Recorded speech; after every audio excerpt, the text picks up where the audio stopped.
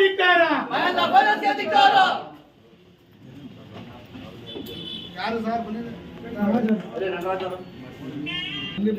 Phone ಹಾಕಿದ್ರೆ ಬನ್ನಿ ಅಂತ ಇನ್ನೂ ಬಂದಿಲ್ಲ. ಈಗ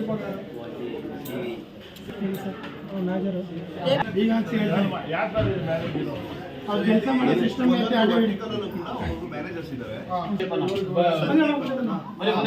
ನಿಮ್ದು ವೆಹಿಕಲ್ ಯಾವುದು? Auto vehicle. TVS collection, CV collection, Sandeep ಎಲ್ಲ ಅವ್ರಿಗೆ ಸೆಂಡ್ ಮಾಡ್ತಾ ಇದ್ದೀರಾ ಇಲ್ಲ ನೋಡಿದ್ರೆ ಮಾಡ್ತಾ ಇದ್ದೀರಾ?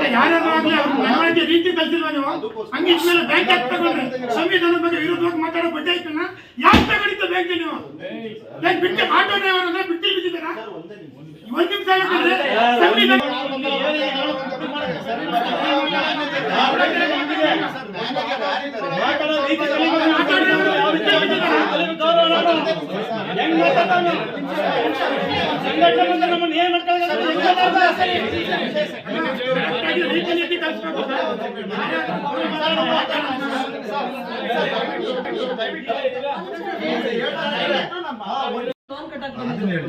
ಮ್ಯಾನೇಜರ್ ಹತ್ರ ನಾವು ಮಾತಾಡ್ಕೊಂಡು ಹೊರಗಡೆ ಹೋಗಿದ್ವಿ. ಇಲ್ಲಿ ಒಳಗಡೆ ಅವ್ರ ಹತ್ರ ಮಾತಾಡ್ಕೊಂಡು ಹೊರಗಡೆ ಹೋದ್ರು. ಸಂದೀಪ್ ಅನ್ನೋರು ಮ್ಯಾನೇಜರ್ಗೆ ತಿರ್ಗಾ ಲೈನ್ ತಗೊಂಡು ಇದೇ ನಿಮ್ಮ ಇನ್ನೊಂದ್ ಗಾಡಿ ನನ್ ಗಾಡಿನೇ ಹಿಡ್ದಿರೋದು, ನೀನ್ ತಿಂಡಿ ಮಾಡಿದ್ಯಾ, ನೀನ್ ಊಟ ಮಾಡಿದ್ಯಾ ಅಂತ ಎಲ್ಲ ಕೇಳ್ಕೊಂಡು ಯಾವ MLA ಕರ್ಸ್ತೀಯ ಕರ್ಸು, ಎತ್ತ ಗಾಡಿನ ಅಂತ ಕೇಳಕ್ಕೆ ಅವ್ನ ಎಷ್ಟು ಬಂಡವಾಳ ಹಾಕಿದ ನನ್ ಗಾಡಿಗೆ, ಅವ್ನ ಹೆಂಗ್ ಎತ್ತ ನಿನ್ ಗಾಡಿನ ಅಂತ ಕೇಳ್ದ.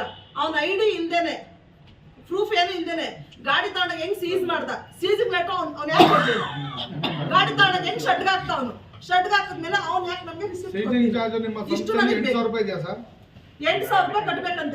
ಏನು ಕಟ್ಬೇಕು? 8,000 ರೂಪಾಯಿ. ಗಾಡಿ ನಿಮ್ದು ಸೀಜ್ ಆಗಿದೆ. ಯಾವಾಗ ಸೀಜ್ ಆಗಿರೋದು? ನಿನ್ನೆ ಎಷ್ಟೊತ್ತಲ್ಲೇ ಸೀಜ್ ಆಗಿರೋದು. ನಿಮ್ದು EMI ಪೆಂಡಿಂಗ್ ಇತ್ತಾ? EMI ಪೆಂಡಿಂಗ್ ಇದೆ ಸರ್, ಪೆಂಡಿಂಗ್ ಇದೆ, 3 ಪೆಂಡಿಂಗ್ ಇದೆ, ಚಾರ್ಜಸ್ ಇದೆ. ಓಕೆ ಒಪ್ಕೊಳ್ಳೋಣ. 8,000 ರೂಪಾಯಿ ಏನು ಕಟ್ಬೇಕು? ಲೆಟರ್ ಕೊಟ್ಟಿಲ್ಲ, ಅವ್ನ ಐಡಿನೂ ಹಾಕಿಲ್ಲ. ಅವನು ಗುಂಡ ರೋಡಿ ಮಾಡ್ತಾ ಇದ್ದಾನೆ, ಅವನು ದಪ್ಪಕವನೇ, ಅವನು ನಾನು ನೋಡಿದ್ದೀನಿ, ಅವನ ಗುಂಡ ರೋಡಿ ಮಾಡ್ತಾ ಇದ್ದಾನೆ. ಅವನು ಕೊಡಲ್ಲ, ಅವನ ಹತ್ರ ಇವತ್ತು ಅವನ ಕಷ್ಟಗಟ್ಟ ಕೊಡಲ್ಲ. ಅವನ ಇವ್ರು ತಗೊಂಡ್ರೆ ಸಂದೀಪ್ ಕೊಡಲ್ಲ. ಅವನು ಸಂದೀಪ್ ನೀವು ಅವನ ಕರ್ಸ್ಬೇಕು, ಸಂದೀಪ್ ಕರ್ಸ್ಬೇಕು. ಅವ್ನ ರೈಲು ತಗೊಂಡ್ರು. ನೀವು ಗಿರವಿ ಇಟ್ಟು ಬಿಡಿಸ್ಕೊಳಕ್ಕಾಗ್ದಿರೋ ಆಭರಣನ STJ ಗೋಲ್ಡ್ ಕಂಪನಿಯವರು ಬಿಡಿಸಿ ಮಾರುಕಟ್ಟೆಗಿಂತ ಅಧಿಕ ಬೆಲೆಗೆ ತಗೋತಿದ್ದಾರೆ. ಅಷ್ಟೇ ಅಲ್ಲ, ಒಂದು ಕೂಪನ್ ಕಾರ್ಡ್ ಕೂಡ ಕೊಡ್ತಾ ಇದ್ದಾರೆ.